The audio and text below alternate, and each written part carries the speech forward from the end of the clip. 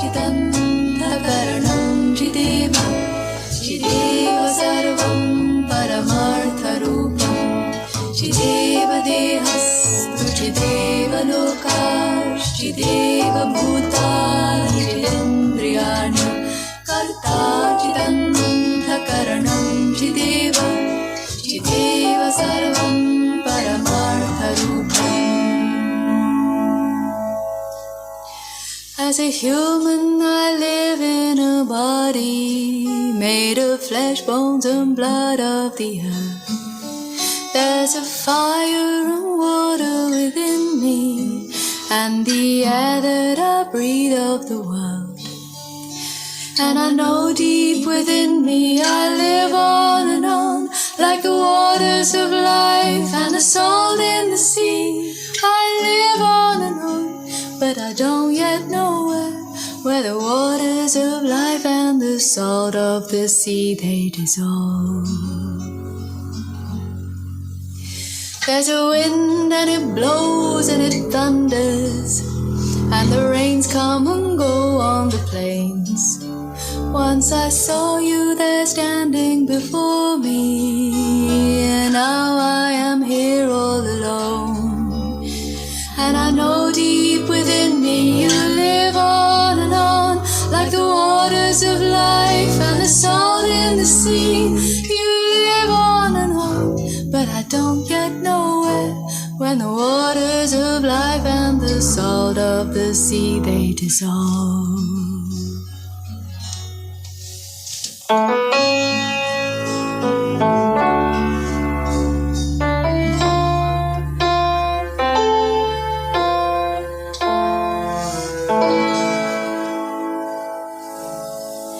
When I die while you're alive, where am I? When I die while you're alive, where am I? Chideva dehastu chideva lokash chideva bhutani chidendriyani karta chidantakaranam chideva chideva sarvam paramartharupam.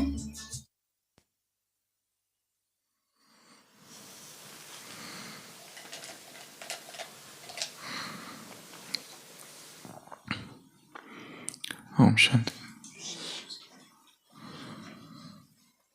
One night I dreamed a dream as I was walking along the beach with my Lord. Across the dark sky flashed scenes from my life. For each scene I noticed two sets of footprints in the sand, one belonging to me and the one to my Lord. After the last scene of my life flashed before me, I looked back at the footprints in the sand. I noticed that at many times along the paths of my life, especially at the very lowest and the saddest times, there was only one set of footprints. This really troubled me. So I asked the Lord about it. Lord, you said once I decided to follow you, you would walk with me all the way. But I noticed that during the saddest and the most troublesome times of my life, there was only one set of footprints. I don't understand why. When I needed you the most, you would leave me. He whispered, my precious child, I love you and will never leave you. Never, ever. During your trials and testings, when you saw only one set of footprints, it was then that I carried you. This is perhaps the most famous Christian poem which all of us have been listening reading since childhood. Who has written this poetry? Nobody knows. There are claims by about 12 people for this authorship.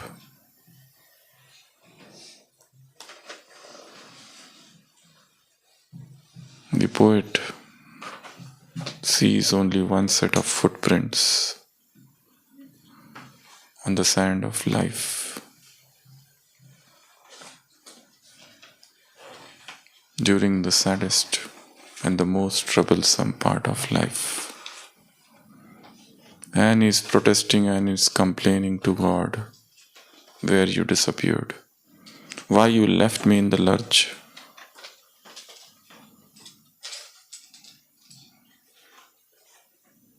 Why you left me alone when I was in trouble.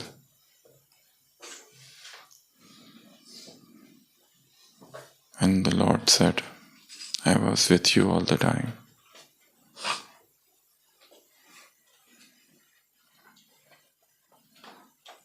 During all your trials and tribulations, I accompanied you. There was never a time when you were without me and I did not accompany you. During your troublesome period, during your trials and testings, it was I who was carrying you.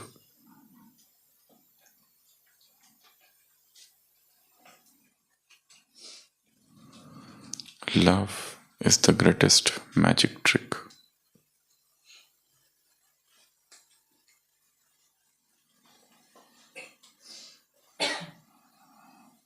And Baba said, you are the divine magicians.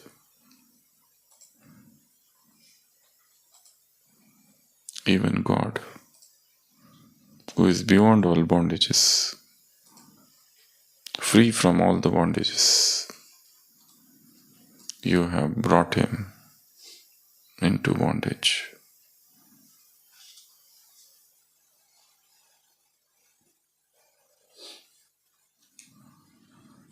The trick of love's magic. You have cast a spell upon him that he just thinks of you. He is restless without you.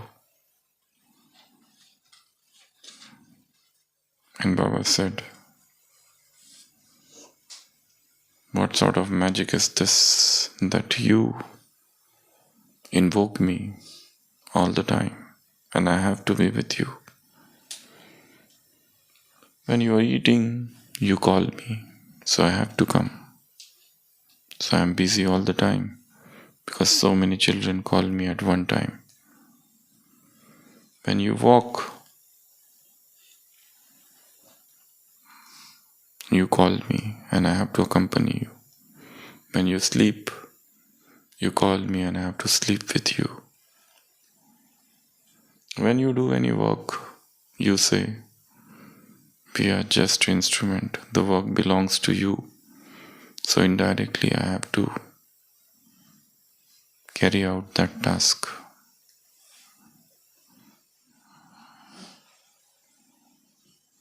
When problems come to you, when storms storm at you,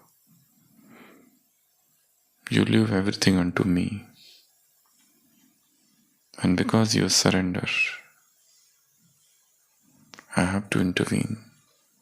God doesn't intervene unless and until you surrender. So long as you keep on saying, I will do this and I will do that, he sits as a detached observer. The moment you surrender everything unto him, he steps in.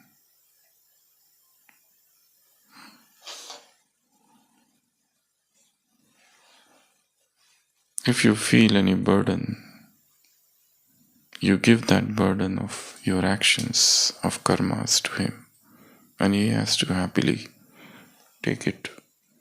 And the last, you are always You keep him always with you, and he willingly concedes. So this is love's trick. This is love's magic. And you are the spiritual magicians. No matter what you do, you are invoking him, you are calling him, and he is at your beck and order.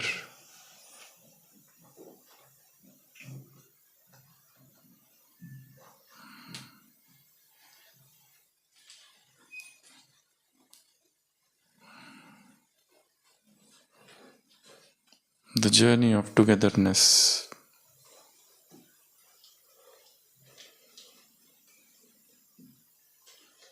The journey of spiritual partnership with God. No matter where you are, you stay with him. He stays with you. And children ask, Father, when will we come to Madhuban?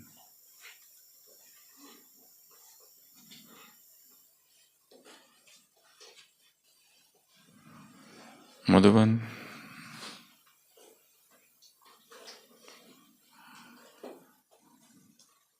is the name of state of being, not place, not location.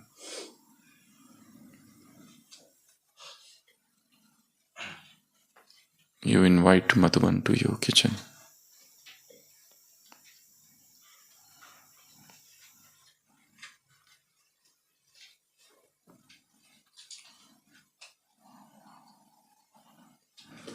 So this is the spiritual magic. We live, we move, we have our being in him. To feel the invisible presence of the divine all the time. You wake up and the divine is with you. You sleep and the divine is with you. You move around and the invisible canopy of the Supreme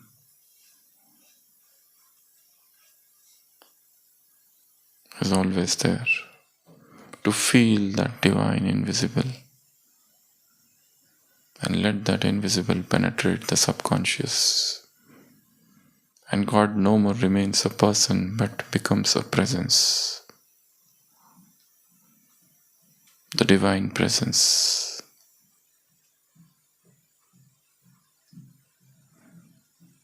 The divine fragrance. The divine melody, sounding and resounding in your ear.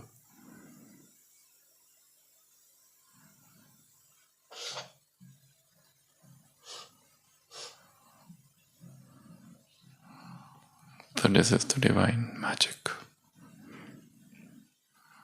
The Murli starts with describing a spiritual fair.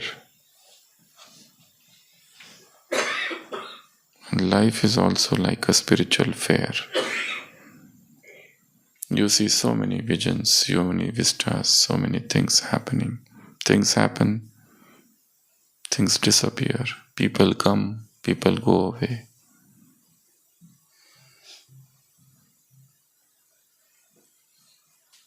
Beautiful and variety of things and decorations.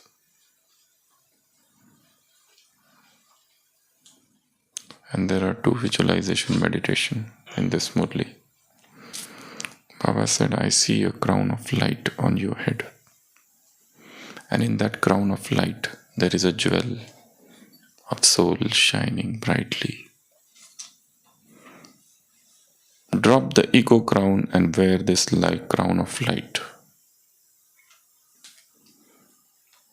This crown of light suggests, symbolizes spiritual awareness. I am that eternal spark of light, indivisible, indestructible, eternal, permanent. I was, I am, and I shall be. The light crown symbolizes soul consciousness.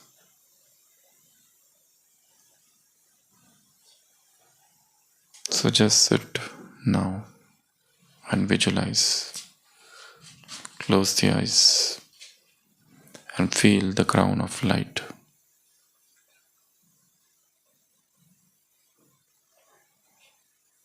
The golden light. And soul shining in the middle of this crown.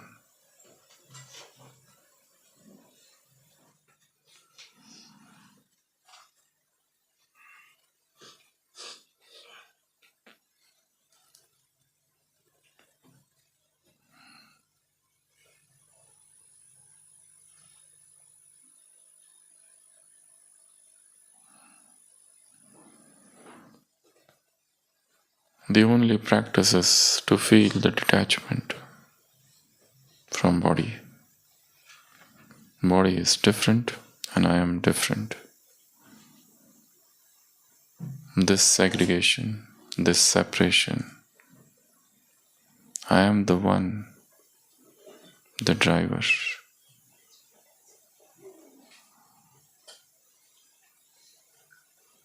The master of this body, this senses. I am the boss. Body is subservient to me.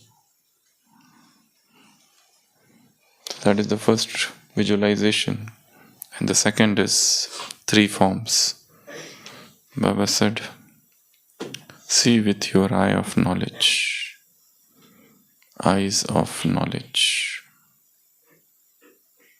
These 3 forms, the present form, the future deity form, and the third form of cooperage when the world is worshipping you. Baba is talking about 3 forms, and we are confused about our first and one form.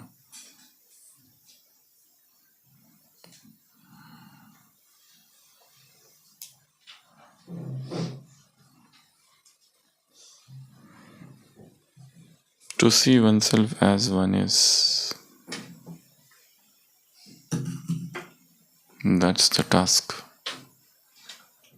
Stand in front of the mirror and see who you are. The real, the unmasked.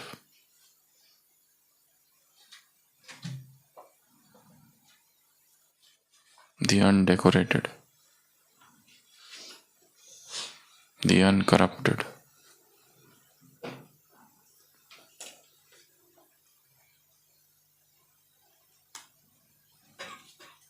So visualize your present form. What is it like? How pure it is.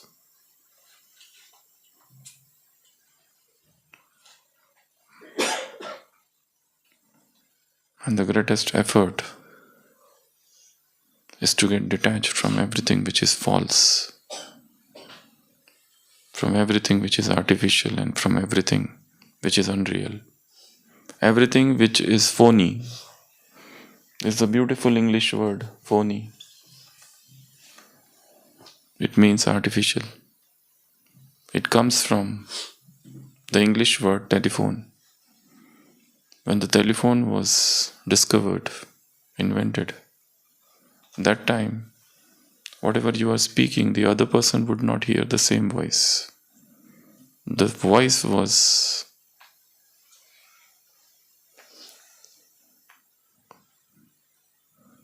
a bit different,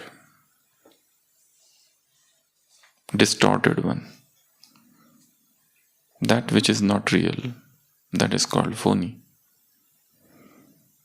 The real self as you are. So 3 forms means the Brahmin form as I am, the real form, the pure form,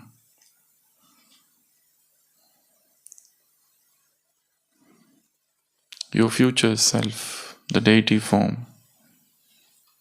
and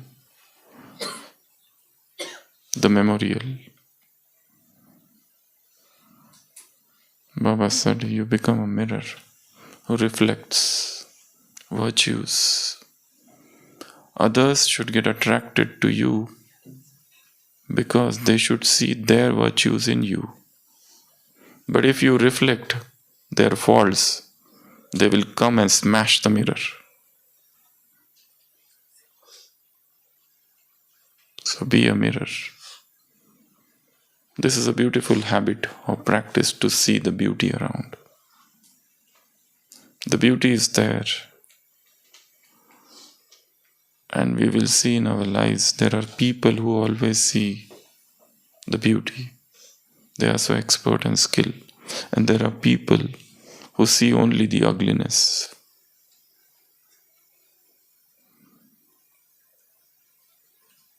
There's a hidden beauty around. The beauty is in air. Watch the beauty in small things, the beauty in the rising sun, and the beauty in the morning meditation, and the beauty in the morning spiritual discourses, and the beauty in the little interactions, and the beauty in eating, in drinking, in sleeping, in looking around, in walking, and the beauty in these challenges and situations and circumstances, and the beauty in the opposition, and the beauty in the critics. And there is a hidden beauty everywhere. The life is a great drama.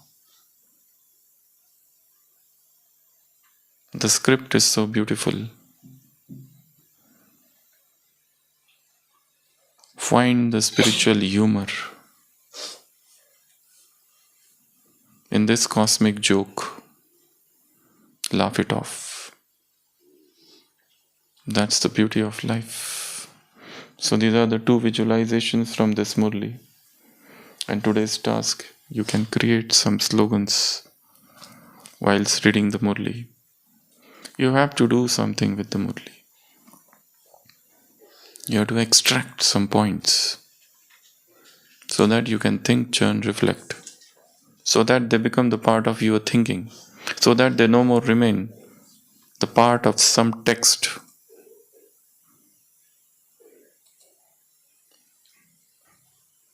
The book of Murli should become the book of your life.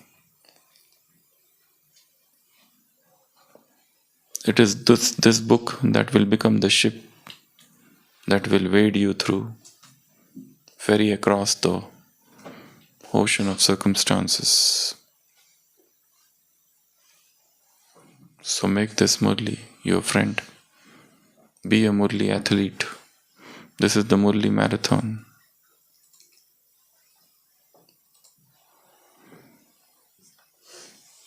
Baba is talking with multiple groups and said at last that everything is one. You all have come to one. So imagine, describe one day of Madhuban. How is it like in 10 points? Imagine you are in Madhuban, and what is it like to be in Madhuban just for a day? How that day would be. Think of that day. Start from the morning, Amrit Vela, then class, then food, then service, then atmosphere, then interactions, then people whom you meet.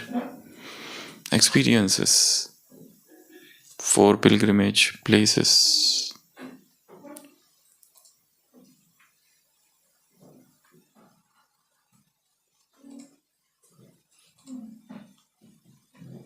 Describe this unique experience. Whilst you are in your places, in your homes, let the Madhuban descend upon you. Know well, it's not just the name of the geographical place, but it's the state of being.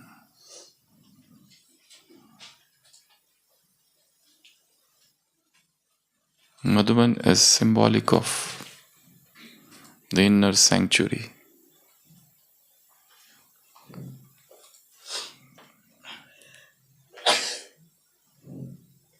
A pure state of being, where the mind is filled with such utmost purity that you see beauty around you everywhere. Satchit Anand. You become the very embodiment of Sat, truth, Chit, light, and bliss, where every moment is Madhuban.